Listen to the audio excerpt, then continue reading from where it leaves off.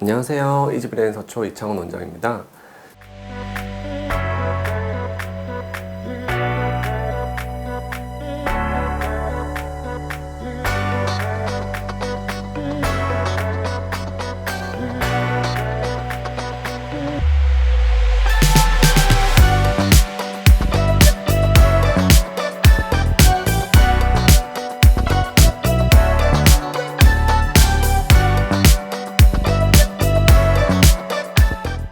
최근에는 실수나 주의집중 어려움 뿐만 아니라 브레인 포그나 만성 무기력, 과도한 감정 기복 등의 다양한 증상으로 내원을 하셔서 본인이 ADHD 검사를 원하시거나 검사에서 ADHD로 진단을 받는 등 성인 ADHD와 관련된 진료가 증가하고 있습니다.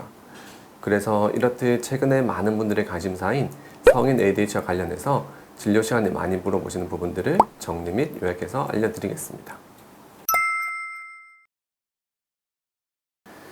전통적인 개념의 성인 ADHD는 아동기부터 있었던 주의력의 문제나 과잉행동 및 충동성 등의 ADHD의 핵심 증상들이 성인이 되었음에도 지속되어 직업적, 사업적, 사회적으로 문제를 유발하는 상태를 말하며 진단은 현재 임상 증상을 토대로 이와 관련된 아동기 시절부터의 과거력을 확인하고 객관적인 주의력 및 충동성에 대한 검사 결과 등을 종합하여 이루어집니다. 자가 테스트의 경우 일반적으로 설문지 형식을 취하고 있는데 자가 테스트에서 점수가 높을 시 ADHD를 의심해 볼 수는 있으나 주의력이나 충동성의 문제를 초래할 수 있는 요인이 ADHD만 있는 건 아닙니다.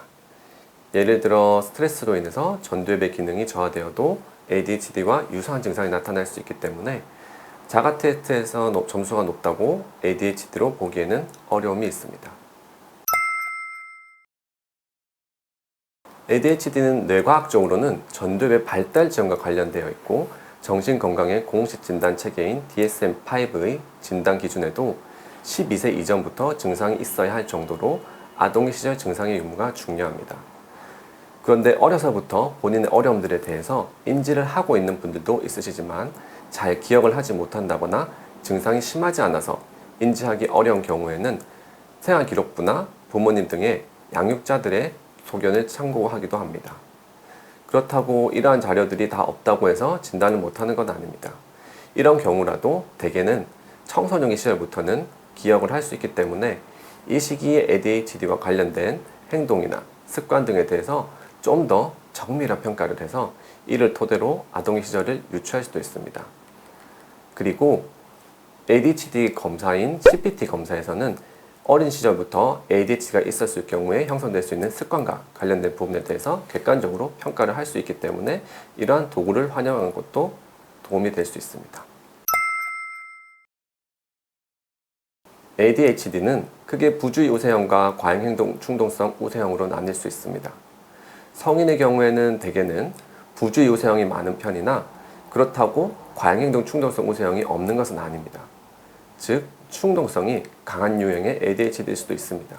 다만 이런 경우에는 충동성에 영향을 줄 수 있는 다른 요인들에 대한 평가, 특히 현재 뇌의 기능 상태에 대한 평가도 중요합니다. 왜냐하면 우울증이나 스트레스 상황에서 흔히 나타날 수 있는 전두엽의 기능 저하 때에도 충동성의 문제는 나타날 수 있기 때문입니다. 이런 경우에는 아동기 시절부터 지속적으로 충동성과 관련된 문제가 있었는지가 중요한 감별 포인트가 될 수 있습니다.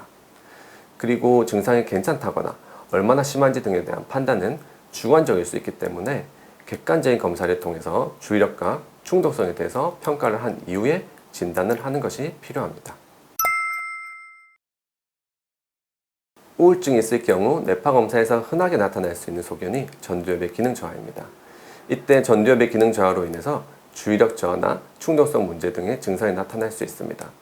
그런데 일반적으로 우울증의 경우 주의력 저하나 충동성 증가 등의 인지적인 증상 외에도 기분 관련 증상이나 생물학적인 증상 또는 사회적인 증상들도 동반이 되게 됩니다. 그리고 ADHD의 경우 어린 시절부터 꾸준히 증상이 있었던 반면 우울증의 경우에는 인지 증상의 기복이 있거나 성인이 된 이후에 어느 순간 갑자기 증상이 생기거나 일정 기간 그러한 모습을 보이다가 어느 정도 호전이 되는 패턴을 가지고 있는 경우가 일반적입니다. 그런데 국내 메타 분석 연구들의 결과를 종합해보면 ADHD가 있는 분들의 20에서 50%에서 우울증을 겪을 수 있다고 합니다. 그렇기 때문에 단순히 우울증인지 ADHD를 감별하는 것뿐만 아니라 동시 진단도 가능하기 때문에 꼭 정신건강의학과 전문의 진료를 통해서 감별 및 진단을 하는 것이 중요합니다.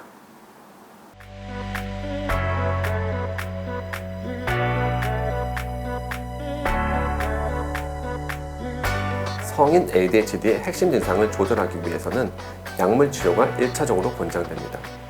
하지만 약에 대한 부작용 등도 약물 복용이 어려울 경우에는 우울, 불안, 분노 등의 감정은 인간의 기본적인 감정으로 그러한 감정 그 자체가 문제가 되는 건 아닙니다.